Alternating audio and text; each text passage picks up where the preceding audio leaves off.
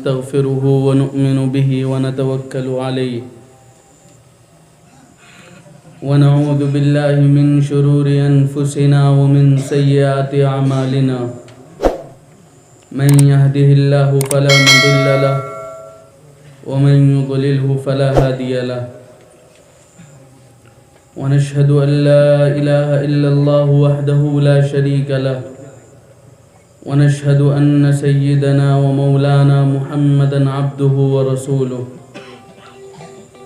صلى الله تبارك وتعالى عليه وعلى آله وأصحابه وبارك وسلم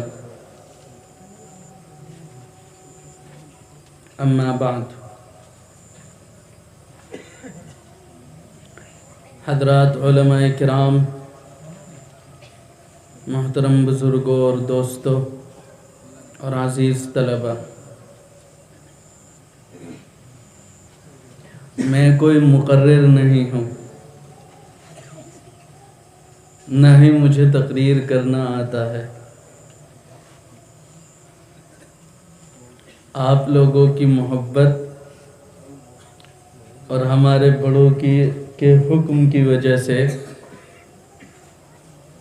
یہاں بیٹھ گیا ہوں۔ جو کچھ دو چار باتیں ذہن میں ہیں وہ عرض کر کے اجازت چاہوں گا۔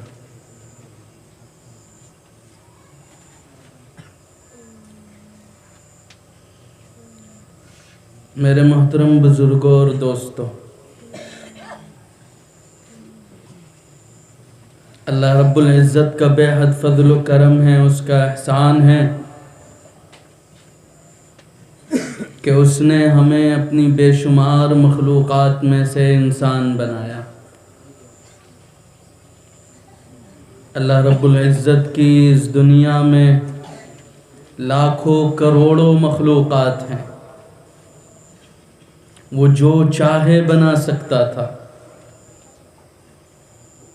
وہ جس شکل میں چاہتا اس شکل میں پیدا کر دیتا۔ وہ چاہتا تو ہمیں کسی کتے بلی کی شکل میں پیدا کر دیتا، وہ چاہتا تو ہمیں کسی گدھے گھوڑے کی شکل میں پیدا کر دیتا اور ہم کہیں بوجھ اٹھا رہے ہوتے۔ یا اس کے علاوہ بھی اس دنیا میں ہزاروں لاکھوں مخلوقات ہیں اس کی، وہ جیسے چاہتا بنا دیتا، لیکن اس نے ہمارے اوپر فضل کیا، احسان کیا، اور اپنی تمام مخلوقات میں سے سب سے اشرف، سب سے اعلیٰ، سب سے افضل مخلوق انسان بنایا، جس کو اشرف المخلوقات کا لقب دیا گیا۔ اور انسان بھی ایسا انسان جو صحیح سالم ہے۔ اس دنیا میں بہت سے انسان ہیں، بہت سے لوگ ہیں جو اللہ کی بہت سی نعمتوں سے محروم ہیں۔ کسی کے پاس دیکھنے کے لیے آنکھیں نہیں ہیں، کسی کے پاس سننے کے لیے کان نہیں ہے، کوئی چلنے سے معذور ہے، کسی کے پاس ہاتھ نہیں ہیں، اور اس طرح کی بے شمار نعمتیں ہیں۔ لیکن اللہ نے وہ تمام نعمتیں ہمیں بن مانگے عطا کر رکھی ہیں، اور ہمیں احساس تک نہیں ہے ان نعمتوں کا۔ یہ وہ نعمتیں ہیں جن کا میں نے تذکرہ کر دیا، اور ان کے علاوہ ہزاروں لاکھوں نعمتیں ہیں جن کا تذکرہ کیا نہیں ہے۔ ہم کرنا چاہیں تو کر بھی نہیں سکتے ہیں۔ ہم اللہ کی نعمتوں کو شمار نہیں کر سکتے، گن نہیں سکتے ہیں۔ ابھی تو میں نے صرف جسم کی 2-3 نعمتوں کا تذکرہ کیا، ابھی اس جسم میں ہزاروں نعمتیں ہیں، اور پھر اس جسم کے لیے یہ جو دنیا بنائی ہے اس میں اور نعمتیں ہیں. یہ پوری دنیا، یہ پوری کائنات انسان کے لیے بنائی گئی. تو اللہ نے ہمیں اتنی نعمتیں عطا کر رکھی ہیں. ان تمام نعمتوں کے بعد، ان تمام احسانات کے بعد، سب سے بڑی نعمت، سب سے بڑا احسان جو اس اللہ نے ہمارے اوپر کیا وہ یہ کہ ہمیں ایمان جیسی عظیم نعمت بھی عطا کر دی. میرے بھائیو، یہ وہ نعمت ہے کہ اگر ہمیں ساری نعمتیں بھی عطا ہو جاتی اور یہ ایک نعمت اللہ تعالیٰ نہ عطا کرتا تو یہ دنیا کی ساری نعمتیں بیکار تھیں. یہ زندگی ہمارے لیے وبال جان بن جاتی، کیونکہ دنیا کی زندگی تو چند روزہ ہے، یہ ختم ہو جانے والی زندگی ہے. اصل زندگی تو آخرت کی زندگی ہے، ہمیشہ ہمیش رہنے والی زندگی، کبھی نہ ختم ہونے والی زندگی. اور اس کبھی نہ ختم ہونے والی زندگی میں کامیابی کے لیے ایمان شرط ہے. تو اللہ نے ہمیں بغیر مانگے، بغیر کوشش کے، بغیر محنت کے ایمان عطا کر دیا. اس لیے ہمیں ایمان کی اہمیت کا اندازہ نہیں ہے، ورنہ کون سا ایسی قربانی ہے جو اس ایمان کے حاصل کرنے کے لیے نہیں دی گئی. صحابہ کرام رضی اللہ تعالی علیہم اجمعین نے کون کون سی قربانیاں نہیں دی ہیں. اپنے گھروں کو چھوڑا، اپنے شہر کو چھوڑا، اپنا کاروبار، اپنی تجارت چھوڑی، اپنے گھر والوں کو چھوڑا، یہاں تک کہ اپنے آپ کو قربان کر دیا، شہید ہو گئے. تب جا کر ان کو یہ ایمان کی نعمت عطا ہوئی، ان کو ایمان ملا. ہمیں تو کوئی قیمت ادائی نہیں کرنی پڑی، ہمیں کوئی قربانی دینی نہیں پڑی. ایک مسلمان ماں باپ کے گھر میں پیدا ہو گئے اور انہوں نے کلمہ پڑھا دیا اور ہم مسلمان ہو گئے، بس. اس لیے احساس ہی نہیں ہے کہ ایمان کیا ہے، ایمان کے تقاضے کیا ہیں اور کیا کچھ ملنے والا ہے اس کے بدلے میں.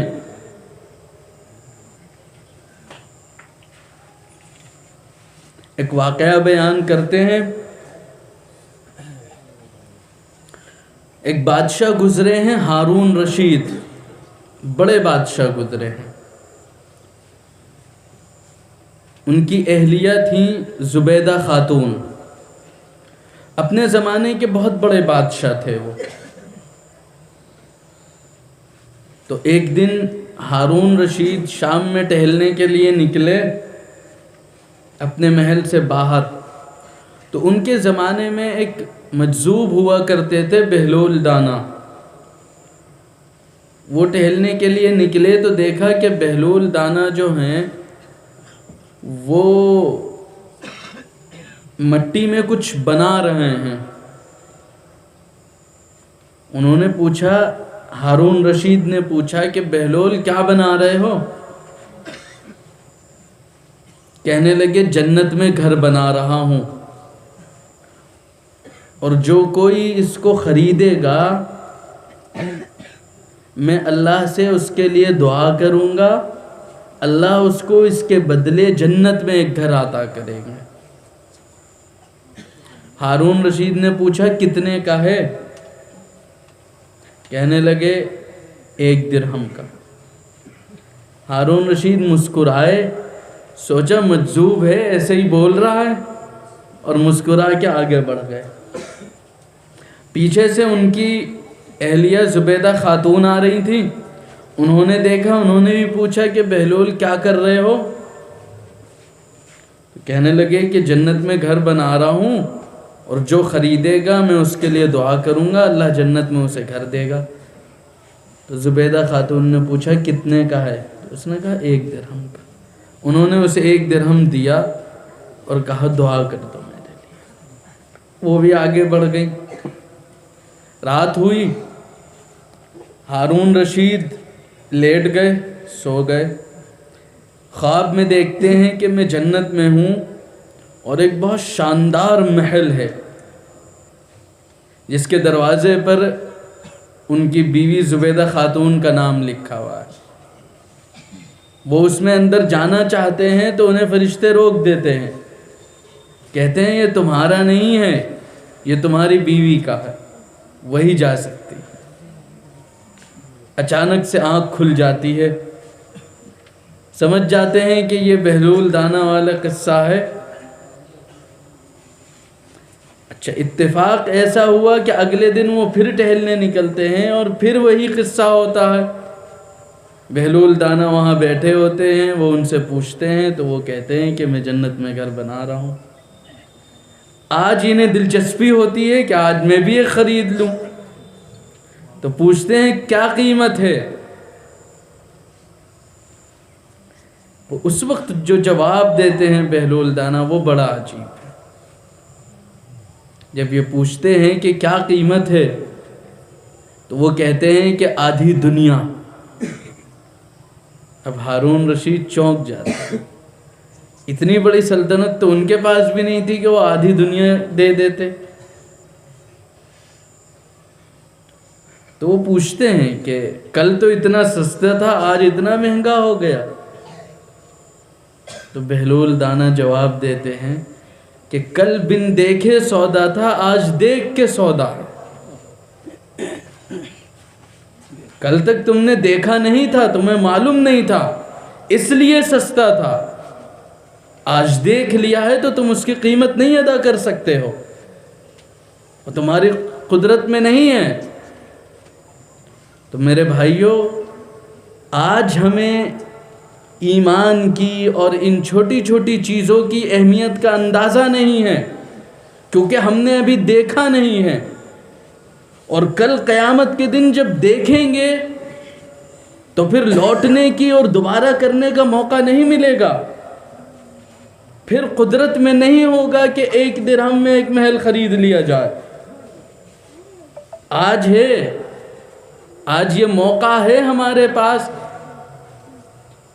کہ ہم ایمان کی اہمیت کو سمجھیں اور ان چھوٹے چھوٹے اعمال کی اہمیت کو سمجھیں اور زندگی ایمان کے تقاضوں پر گزاریں۔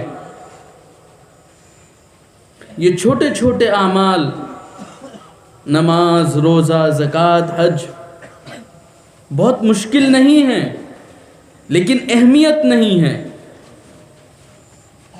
اس لیے موقع نہیں ملتا ہے۔ دنیا زیادہ غالب آ جاتی ہے، دین پیچھے رہ جاتا ہے، جبکہ ہونا اس کا الٹا چاہیے۔ فرماتے ہیں الدنیا خلقت لکم، کہ یہ دنیا تمہارے لیے پیدا کی گئی ہے۔ اس دنیا کی پیدائش کا مقصد انسان ہے۔ یہ پوری کائنات جو بنائی گئی ہے یہ انسانوں کے لیے بنائی گئی ہے، لیکن انسان کس کے لیے بنایا گیا؟ انسان کی پیدائش کا مقصد کیا ہے؟ کیا انسان دنیا کے لیے بنایا گیا ہے؟ تو آگے فرماتے ہیں وَإِنَّكُمْ خُلِقْتُمْ لِلْآخِرَةِ، لیکن تمہاری پیدائش کا مقصد آخرت ہے، تمہاری پیدائش کا مقصد دنیا نہیں ہے۔ یہ دنیا تو تمہارے لیے بنائی گئی ہے، یہ آزمائش کا گھر ہے، یہ امتحان کی جگہ ہے، یہاں قربانیاں دینی ہوتی ہیں، پابندیاں برداشت کرنی پڑتی ہیں، تبھی تو پھل ملے گا۔ تو انسان کی پیدائش کا مقصد وہ ایمان ہے، آخرت ہے۔ اور آج ہمارے پاس موقع ہے کہ ہم ایمان والی زندگی گزاریں، آخرت کے لیے زندگی گزاریں، آخرت کو مد نظر رکھتے ہوئے زندگی گزاریں، آخرت کی سوچ و فکر کے ساتھ زندگی گزاریں۔ اور صرف ایمان کا مل جانا کافی نہیں ہے، اللہ نے ہمیں ایمان عطا کر دیا ہے، اب اس کی حفاظت کی ذمہ داری ہماری ہے، کیونکہ صرف ایمان مل جانے سے جنت نہیں ملے گی، بلکہ آخری وقت تک ایمان کو لے جانے کے بعد، خاتمہ ایمان پر ہو جانے کے بعد جنت ملے گی۔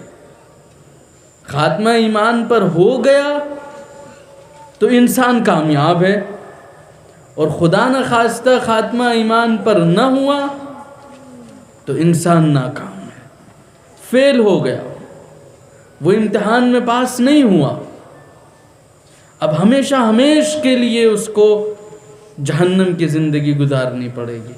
اللہ ہم سب کی حفاظت فرمائے۔